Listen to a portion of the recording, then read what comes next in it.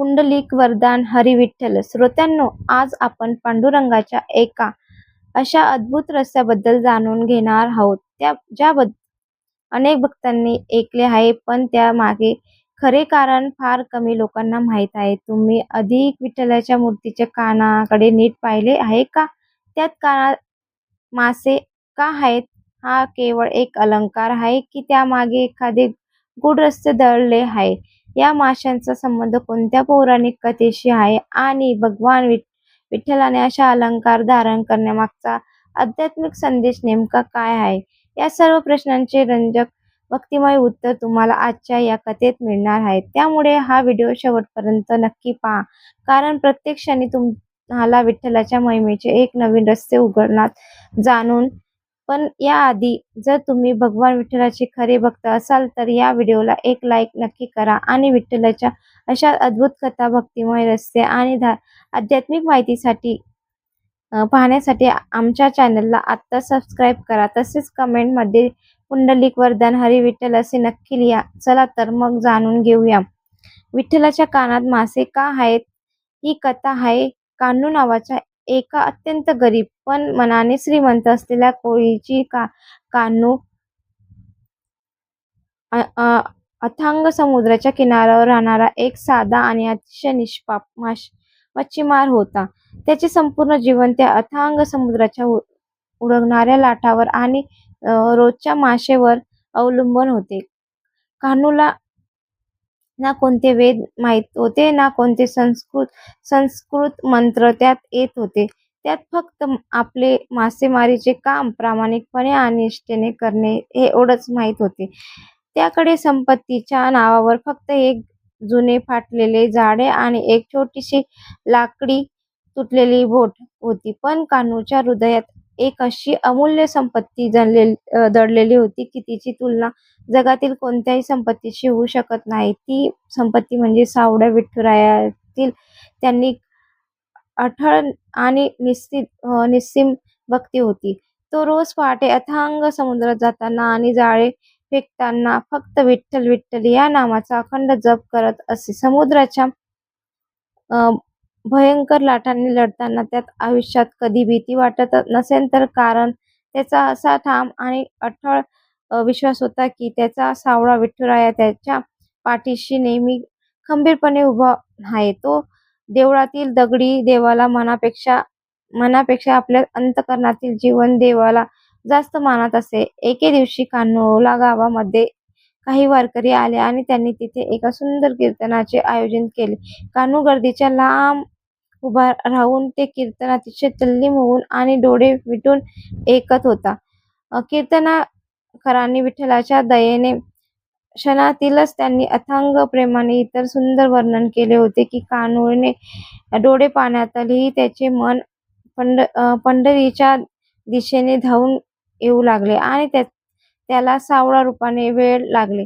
कीर्तनकाराने सांगितले की पंढरी हरीचा पांडुरंग हा दीनाचा नाही, अनाथांचा खरा नाथ आहे. तो भक्तांची जास्त धर्म, कपडे किंवा संपत्ती कधीच पाहत नाही. तो फक्त भक्ताचा शुद्ध भाव पाहतो. जो कोणी अत्यंत प्रेमाने आणि तळमळीने त्याला हाक मारतो, देव त्याच्यासाठी सर्व नियम मोडून धावून जातो. भक्त पुंडलिकासाठी जसा तो विटेवर उभा राहिला, तसाच तो प्रत्येक खरा भक्तासाठी उभा असतो. ते अलौकिक विचार ऐकून कान्हूच्या मनात विठ्ठलाचा प्रत्येक शब्द, प्रत्येक भेटण्याची एक अत्यंत तीव्र ओढ, ही देवाच्या भेटीची ओढ आता त्याला दिवस रात्र व्यस्त बनू देत नव्हती. त्याची झोप उडाली होती, पण लगेच त्याच्या मनात एक अत्यंत वेदनादायी विचार आला आणि तो दुःखी झाला. मी तर एक अत्यंत गरीब आणि अडाणी कोळी आहे, ज्याला समाजाचा कोणताही स्तर नाही. मी जगाच्या पालनकर्ता देवाला भेटायला असं रिकाम्या हाताने कसं जाऊ इतर लोक देवाला भेटताना सोनं, नाणं, फळ, फूल आणि गोड नैवेद्य देतात, पण माझ्याकडे तर असं काहीच नाही जे मी त्या परब्रह्माला अर्पण करू शकेल. त्याने रात्रभर विचार केला आणि त्याच्याकडे स्वतःच्या मालकीची सर्वात मौल्यवान गोष्ट कोणती आहे आणि पहाटे त्याला त्याच्या मनातून उत्तर मिळाले. त्याचे प्राणप्रिय मासे त्याने अतिशय भावुक होऊन ठरवलेले होते की तो समुद्रातील सर्वात सुंदर आणि दुर्मिळ मासे पकडून आपल्या देवाला भेट देईल. हीच त्याच्या आयुष्यातील सर्वात मोठी आणि मौल्यवान पुंजी होती. दुसऱ्या दिवशी पहाटे उठून कानूने आपली छोटीशी बोट अनाथ अथांग समुद्रात ढकलली. त्याचे आभाळाकडे पाहून देवाची अत्यंत काळजीने प्रार्थना केली आणि आपले जाळे पाण्यात फेकले. हे देवा विठुराया, आज मला असे सुंदर मासे दे जे तुम्ही चरणी अर्पण करण्याच्या योग्यतेने असतील. माझ्याकडे या व्यतिरिक्त तुला देण्यासाठी दुसरे काहीच नाही रे देवा, अशी त्याने मनोमन हाक मारली. आणि खरोखरच समुद्रात एक अद्भुत चमत्कार घडला. कानूने जाळे ओढले तेव्हा त्यात दोन अतिशय सुंदर रुपेरी आणि सोनेरी जटा असलेले जिवंत मासे होते. ते मासे इतके तेजस्वी होते की ते पाहून कानूचा आनंद गगनात मावेना असा झाला होता. त्याला वाटले की जणू साक्षात विठ्ठलाने त्याला हा अनमोल रत्न प्रसादाच्या रूपाने दिले आहेत. त्याने अतिशय प्रेमाने आणि काळजीपूर्वक ते दोन मासे एका स्वच्छ आणि सुंदर टोपलीत ठेवली. विठुरायाच्या भेटीच्या कल्पनेने आनंदाने त्याचे देवभान पूर्णपणे हरवून गेले होते. तो आणि पायाने अनवाणी कोणताही विचार न करता तो थेट पंढरपूरच्या दिशेने चालू लागला. रस्त्यात अनेक काटे-कुटे होते. रणजतेत ऊन होते आणि पायात भाजून निघत होते. पण देहाने मान विसरलेल्या कान्हूला या दिवसाची पर्वा न करता त्या फक्त देव दिसत होता. त्याच्या ओठावर फक्त विठ्ठल विठ्ठल हा एकच अखंड जप चालू होता. त्याच्या डोळ्यात देवाच्या भेटीची सुंदर स्वप्ने होती आणि हृदयात अथांग भक्तीचा सागर उसळत होता. त्याचा हा पायी प्रवास म्हणजे भक्तीची आणि प्रेमाची एक अत्यंत कठीण परीक्षेच होती. अनेक दिवसांच्या अखंड आणि खडकत पायी प्रवासानंतर काळू अखेर पंढरपूरच्या पोचला. पवित्र भद्र चंद्रभागेत स्नान करून तो थेट विठ्ठलाच्या महाद्वाराकडे वेड्यासारखा धावला. मंदिराचा तो सुवर्ण कळस पाहून त्याने आनंदाने आपले दोन्ही हात जोडले. अश्रुनयनांनी त्याने कळसाला साष्टांग नमस्कार केला आणि त्याचे मन भरून आले. मंदिरात भक्तांची खूप मोठी गर्दी होती आणि सर्वत्र हरिनामाचा गजर सुरू होता. लोक देवाला फळे, फुले आणि नैवेद्य अर्पण करण्यासाठी रांगेत स्थितीत उभे होते. कान्होने आपल्या हातातील 2 माशांची टोपली घेऊन रांगेत अत्यंत नम्रपणे उभा राहिला. त्याचे संपूर्ण लक्ष फक्त गाभाऱ्यातील या विठ्ठलाच्या काळ्या आणि सुंदर मूर्तीकडेच होते. पण अचानक मंदिरातील काही कर्मचाऱ्यांनी पूजाकडे लक्ष कान्होच्या विशेष भूमीकडे त्याच्या फाटक्या कपड्यावरून आणि हातातल्या टोपलीवरून त्यांना तो मच्छीमार असल्याचे लगेच समजले. त्यांनी अजिबात विलंब न लावता त्याच्या रांगेवर अत्यंत क्रूरपणे बाजूला खेचले. हे मूर्खा, हे काय घेऊन आलायस तू देवाला द्यायला? एका पुजाऱ्याने अत्यंत रागाने विचारले. कान्होने अतिशय नम्रपणे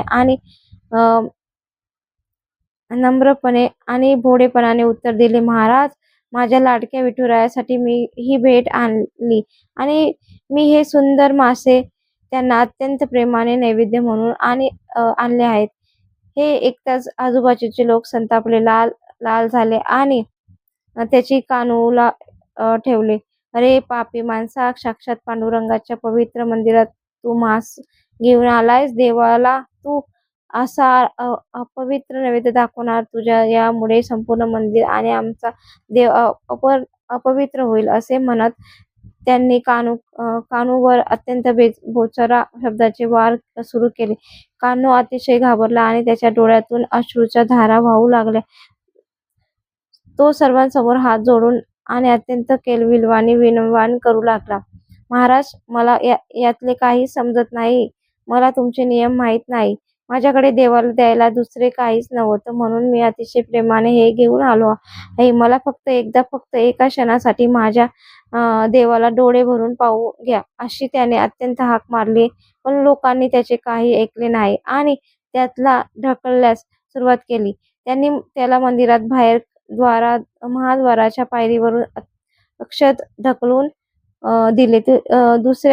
दुसऱ्यासारख्या अडाणी आणि पापी माणसाला देवाचे दर्शन घेण्याचा कोणताही अधिकार नाही. इथून ताबडतोब चालता हो, नाहीतर आम्हाला तुला खूप मारावे लागेल अशी कठोर धमकी त्यांनी कानूला दिली.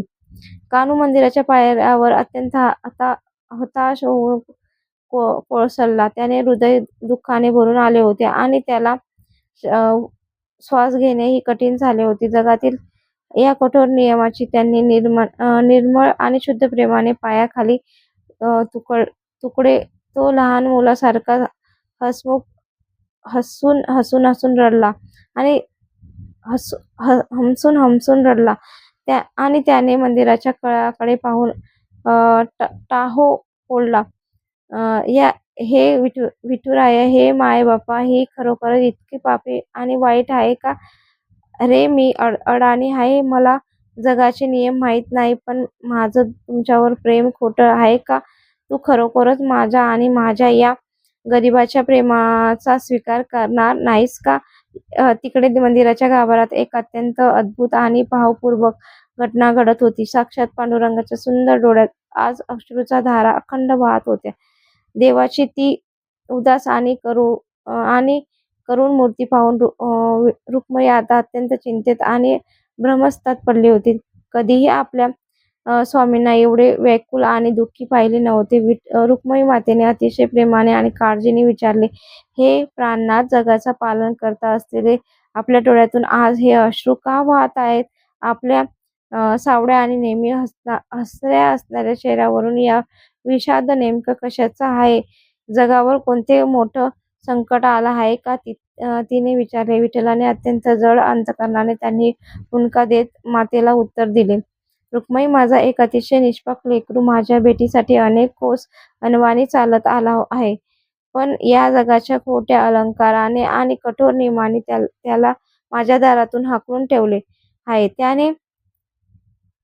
त्याने माझ्यासाठी आणलेली भेट जगात दृष्टीने अपवित्र आणि वाईट असेल, पण माझ्यासाठी ती भेट त्याच्या हृदयाचा तुकडा आहे. त्याचे मनावरील अथांग प्रेम आहे. तो तिथे बाहेर महाद्वारावर माझ्या नावाचा अखंड व्याकुळ होऊन रडत आहे. त्याच्या डोळ्यातून पडणारा प्रत्येक अश्रुथेंब माझ्या काळजावर एवढा बाणासारखा आघात करत आहे. असे म्हणत देवाने आपला कंठ काठून आलेले दाखवले. रुक्मिणी माता हे ऐकून गोड हसली आणि अतिशय मायाने म्हणाली, मग उशीर का करताय स्वामी? जा आणि आपल्या त्या भोळ्या भक्ताचा आपल्या कुशीत घ्या. अहंकारी जगाचा दाखवून द्या की भगवंताला कोणत्याही परंपरेपेक्षा किंवा नियमापेक्षा भक्ताचा शुद्ध भाव आणि प्रेम जास्त प्रिय असते. कान्हू मंदिराच्या बाहेर पायरीवर बसून किंवा भक्ताचा शुद्ध भाव आणि प्रेम जास्त कान्हू मंदिराच्या बाहेर पायरीवर बसून सतत आणि अखंड रडत होता. दुःखाने आणि उपसानाने त्याच्या डोळ्यासमोर आता अंधार दाटून आला होता आणि अचानक त्याला एक अत्यंत मधुर, शांत आणि करुणामय आवाजाने हाक मारली, कान्हू, माझ्या वेड्या लेकरा, का रडतोयस? असा कान्हूने चमकून आपले डोळे उघडले आणि समोरचे दिव्य दृश्य पाहून तो थक्कच झाला. साक्षात पांडुरंग. त्याच्या गळ्यात तुळशीची माळ होती आणि कपाळावर बुक्का होता. तो तिथे उभा होता. विठ्ठलाच्या ते दिव्य आणि अकुलिन तेजाने आजूबाजूचे संपूर्ण परिसर उघडून निघाला होता. कान्हूला स्वतःच्या डोळ्यावर अजिबात विश्वास नव्हता. बसेतला तो तसाच उठला आणि धावत जाऊन देवाच्या चरणात कोसळला. विठ्ठलाने अतिशय मायेने कान्हूला खाली वाकून उचलले आणि आपल्या हृदयाची घट्ट चरणावर कोसळला लावले आणि कान्हू, तू का रडतोयस? तू तर माझ्यासाठी किती सुंदर आणि अनमोल भेट आणली आहेस, मला दाखव पाहून तुझे ते सुंदर मासे. देवाने अतिशय प्रेमाने विचारले. कान्हूने रडत रडत ती टोपली देवाच्या हातात दिली आणि तो हात जोडून म्हणाला, पण देवा, लोक म्हणतात हा नैवेद्य अपवित्र आहे आणि मी तुला हे देखून घोर आणि पाप करत आहे. ही अडाणी आहे. देवा, मला क्षमा करून विठुराया असे म्हणत तो पुन्हा रडू लागला. विठ्ठल अतिशय गोड हसला आणि त्याने तिथे जमलेल्या सर्वांसमोर एक मोठी घोषणा केली. ज्या भेटीमध्ये भक्ताने निष्पाप प्रेम, त्याग आणि शुद्ध भाव मिळालेला असतो तो भेट जगात सर्वात पवित्र असते. मी ही संपूर्ण सृष्टी चालवतो. त्यात वेगळे माणसेच नाहीत तर सर्व प्राणी हे माझ्या सर्व जीवात समान हक्क आणि प्रेम आहे. मी कधीही कुणाचा भेदभाव करत नाही. ज्याच्याजवळ काही नसताही देवाला काहीतरी अर्पण करण्याचा भाव असतो तोच खरा भक्त असतो.